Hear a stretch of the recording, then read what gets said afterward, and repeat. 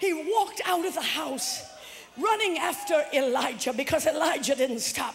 Real Elijahs don't always stop for you. They just keep moving. And so he is running after Elijah with all that he has. And then he gets a glimpse of something in the corner of his eye.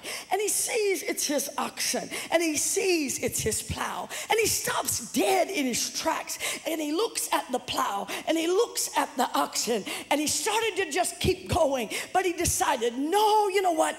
This is how I make my living. This is what I did, but it's not what I do. So he went out there and he busted up the plow and he set it on fire and he burned up the ox, and he turned around and gave it to everybody in the neighborhood. He gave it to all of the small-minded folk that were in the neighborhood who would be happy to settle for what he was being freed from. And after he gave it away, you see, he had to do that, because if he had never done that, he would have never been able to resist the temptation to be drawn back into a lesser level.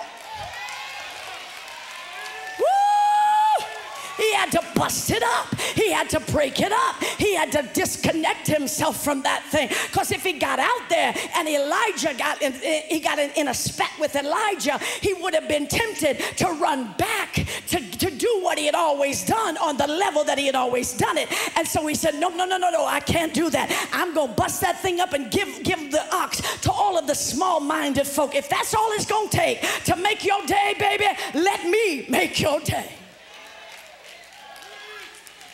And with that, he took off running through a window of opportunity. He didn't walk after Elijah.